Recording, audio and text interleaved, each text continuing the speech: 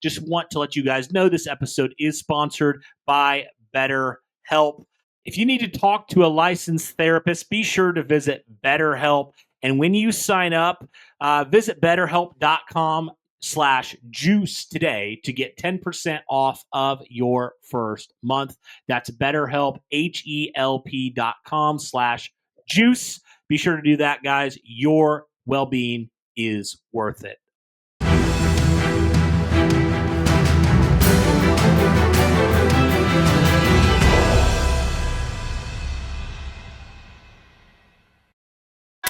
All right, we are back. What is going on, everybody? And welcome back to another episode of Bring the Juice. Want to welcome back onto the show my good friend from StampyBlue.com, Mr. Andrew Thomason himself. Andrew, we were just talking off air, man. We're almost there. Only a few short days from the NFL draft, from actual answers to a lot of these lingering questions we've had for a while. How are you doing, man? How you feeling that we're almost to the NFL draft?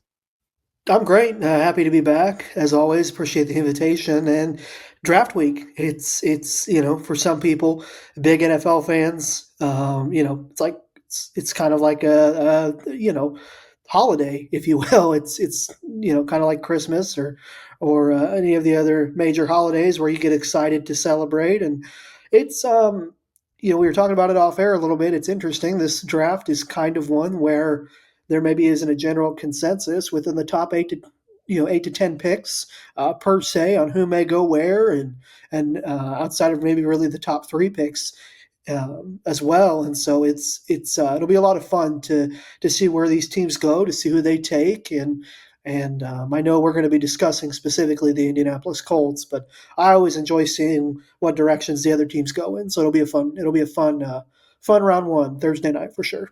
Yeah, absolutely. Well, you said it, like whatever happens in that top 10, however it shakes out, whatever players maybe rise or fall from what we're expecting, that all impacts the Indianapolis Colts there at pick 14. So they're also within that as well. I think from a Colts standpoint, what makes it so interesting is there's multiple ways I think that the Indianapolis Colts could go here in the NFL draft. There's multiple positions that they definitely need to upgrade in some capacity. So we're going to talk today about a few of those positions that we would be totally fine with if the Indianapolis Colts addressed it there in round number 1.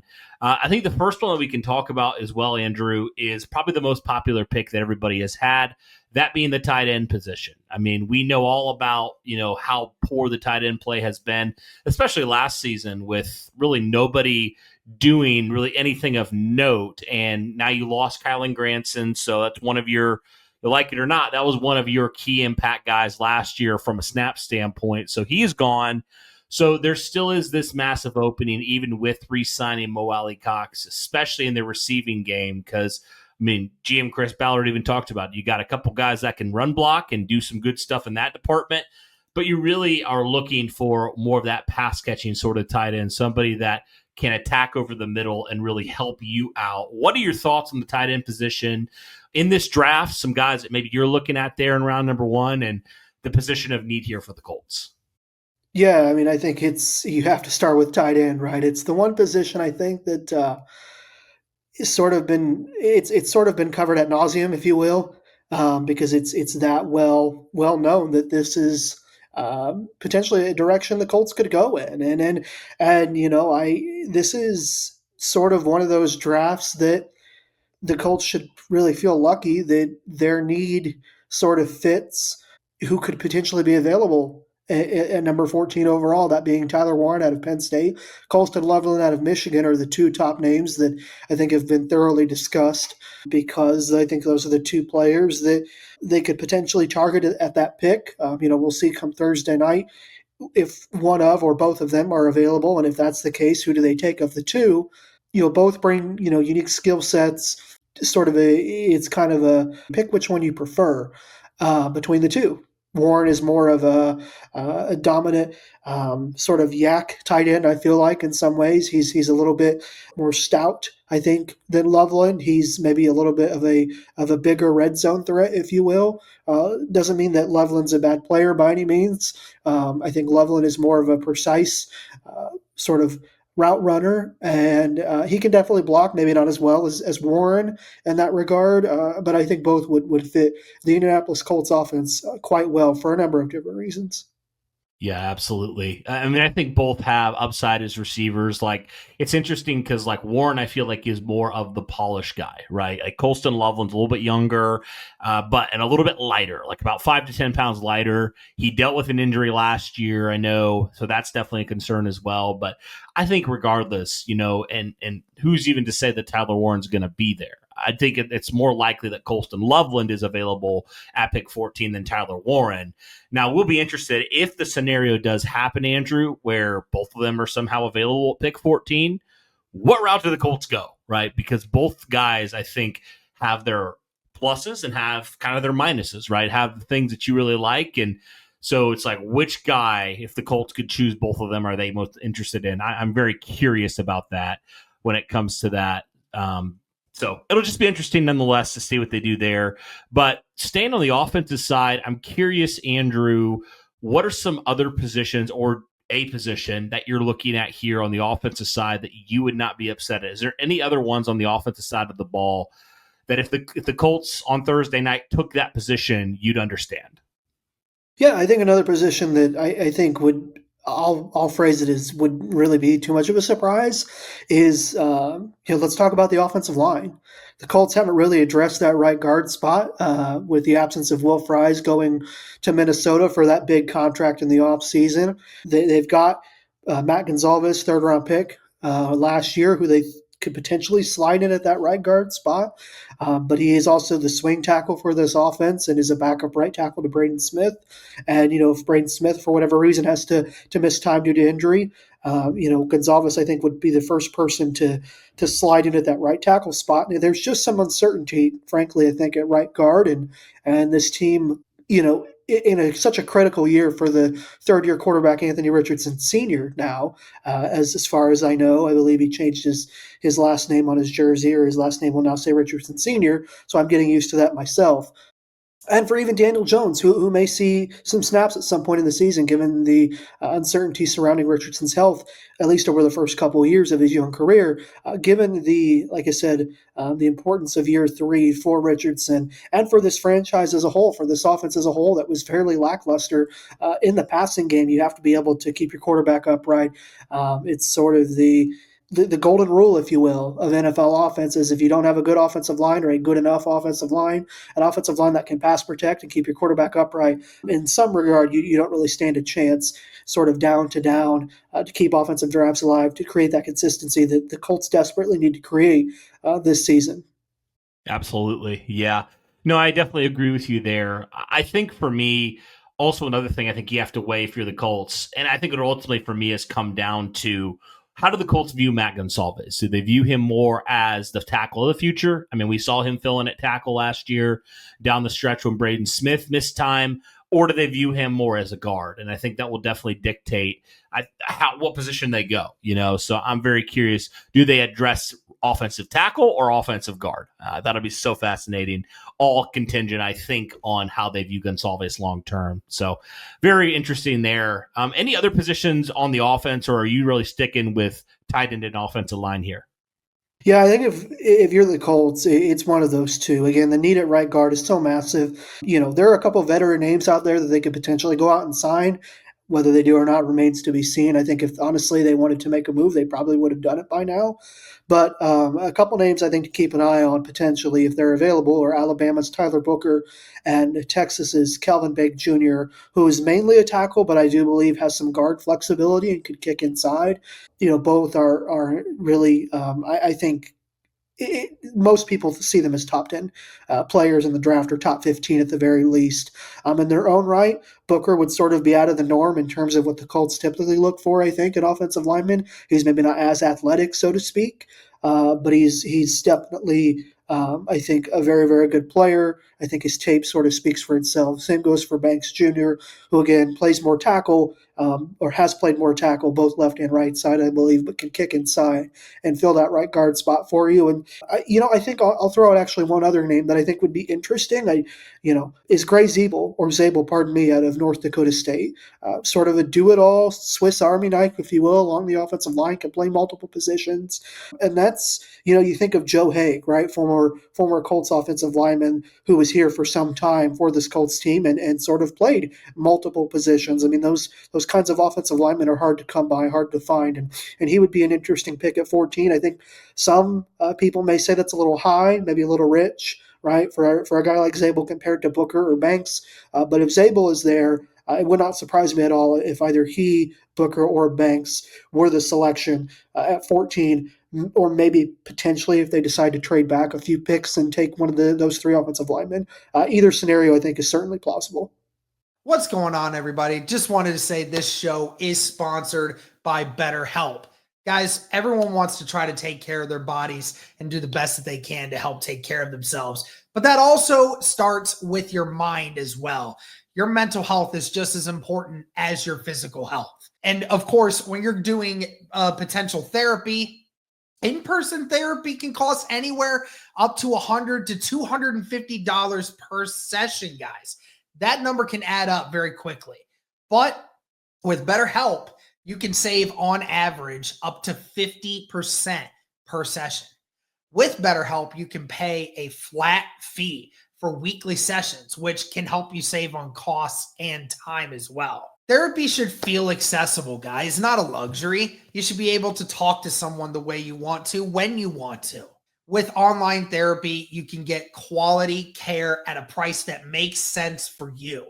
Regardless, guys, if you have ever been in therapy or not, it is important to be able to get everyday stresses and sometimes even traumas that we experience off our chest and be able to talk to someone and go through those stresses. Your mental health is super important. We're all dealing with something. So take advantage and be able to get ahead of what might be bothering you. Remember, guys, your well-being is worth it, and it's now within reach. Visit betterhelp.com/juice today to get 10% off of your first month. That's BetterHelp, HELP.com/juice. Absolutely. Well, we'll switch over to the defense now, Andrew. And I know the one position that you're probably going to need to find a guy to compete for his starting position would be linebacker. That's kind of the big one that people are talking about. I mean, you have Jalen Carlisle on your roster who, obviously Chris Ballard came out and was very high on. But again, he's still very young in his career playing linebacker. I mean, last year was his first year playing linebacker.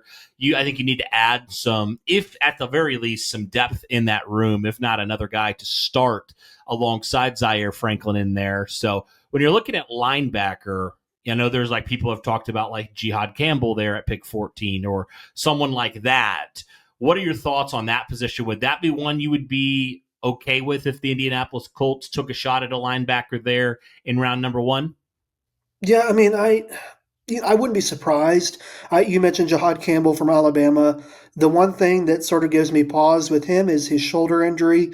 I know that I think it was Ian Rappaport, NFL national reporter, who tweeted out that he was on track to be able to be available for training camp, or at least part of training camp. And so I think that sort of maybe gives teams a little bit of a breath of fresh air, if you will. That he'll be available and ready. He's definitely an extremely talented player. I think, some may see him as more of a Mike linebacker, depending on your defensive scheme. I think he could slide over to the will spot and play very well. He's one of my personal favorite players in the draft, just in general, and I'll be interested to see where he lands given that shoulder injury and the progress he's made. Another name that's interesting that I don't think a lot of people are talking about is Georgia's Jalen Walker, who is sort of a kind of a do-it-all linebacker, can play as an off-ball linebacker, can play as a pass rusher on the edge. Maybe he's more well fit for a 3-4 type of defense versus a 4-3 hand in the dirt type of defensive player. But I think he would be an interesting player if the Colts took him at 14, just again because he's got a little bit of versatility and can play off ball and be sort of an edge rusher for you in certain situations, pardon me, and in certain defensive packages. So I think those are two names at linebacker that are worth monitoring. Gotcha. Okay, so any other positions that you could see the Indianapolis Colts potentially addressing that maybe people aren't talking about, but if the Colts took a chance or if they took that position, you wouldn't be shocked in the slightest? Defensive end or defensive line. I mean, listen, we're talking about Chris Ballard. I mean, he's had 8 years of drafts, and he has sort of a history of more or less telling you what he may or may not do come draft night, especially in the first round. He kind of drops hints. He tells you at the combine that the players that he likes, where the draft is deep, and I think that's sort of information that you can stockpile over a couple of months that leading up to the draft, I should say. And I think a couple of names to keep in mind in terms of potential fits. Donovan Ezeriku or Ezerike, I apologize if I've butchered his name, out of Boston College. Very, very productive edge rusher. A very quality player, I think. Certainly, I think he'll probably end up going somewhere between the top 15, 20. I think he's that good. I think he's that talented. I think some see him after Jalen Walker or maybe even Georgia's Michael Williams as the second best edge rusher in the class, that being Ezeriku. Walter Nolan out of Ole Miss is another name to keep in mind. I think extremely talented player, definitely more of a defensive tackle than defensive end. I don't know if he has versatility like we saw with Dio Odengbo, for example. That could potentially be sort of the kind of player that the Colts look to target, is, again, somebody that's got that versatility. You can kick inside, kick outside. Obviously, it's a new defensive scheme under Lou Anarumo. I'll be interested to see how much his input sort of weighs in when it comes to the Colts defensive selections. But we know the Colts and Chris Ballard value the trenches. They have since he's been general manager here. Just as we discussed with the offensive line, it would not surprise me in the least bit, especially if there's a scenario where Colston Loveland and Tyler Warren may be off the board, and perhaps you view edge as a much bigger need than maybe some are talking about. I know many have mentioned Laiatu Latu is your only defensive edge rusher that's under contract after the 2025 season.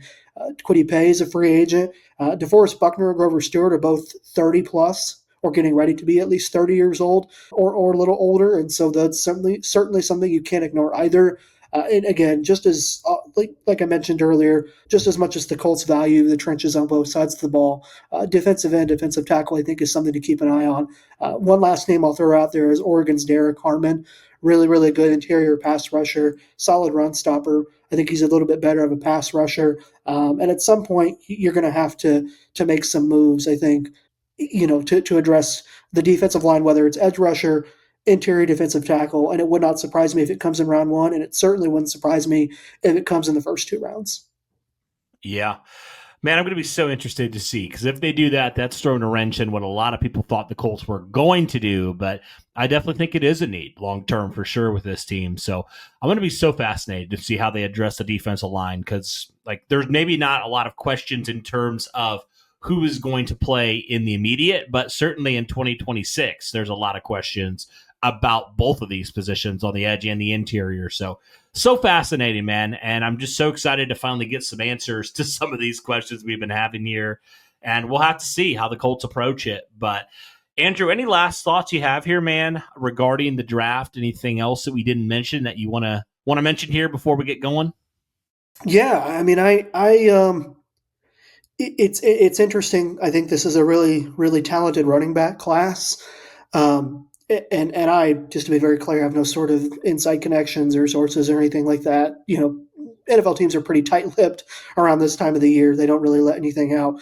I will say one position that does intrigue me, maybe in round 2 or round 3, and you might consider it a luxury, is running back for the Colts. You look at a name like maybe Ohio State's Travion Henderson, Quinshon Judkins out of Ohio State, maybe Caleb Johnson out of Iowa, so on and so forth. It would definitely be, I think, maybe a little rich for some people, given you have Jonathan Taylor. He clearly has shown no signs of slowing down at 26 years old, coming off of a 1,400-yard plus season, multiple touchdowns. Certainly, I think, still one of the better running backs in the league.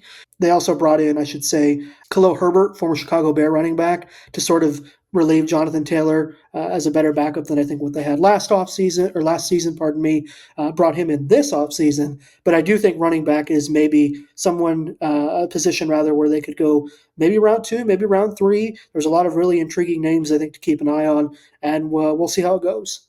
Absolutely. Well, Andrew, do appreciate you coming on as always. What have you been working on, man? Where can people find you, find all of the stuff you've been working on here for Stampede Blue? Yeah, I appreciate that. I've got some draft content, I'm sure, coming, Thursday night, Friday night, and it'll be a lot of fun. It's always fun to enjoy, see who the Colts take and who ends up being, like you said, those top picks, top 2 or 3 rounds. At least it's probably what I'll be covering. Go over to StampedeBlue.com. Search my name as you see it here, Andrew Thomas, and that's where you can find all my work, any potential draft content, and we'll see what happens. Should be fun. Awesome. Yes, it will. Finally there, man. But all right, Andrew. Well, we'll have to see how it goes, man. But do appreciate your time and do appreciate everybody who is listening. That'll do it for this one, guys. Be sure to go check out Andrew and all the stuff that he has over there at StampedeBlue.com. But that'll do it for this one, guys. Thank you so much for tuning in. And as always, guys, go Colts.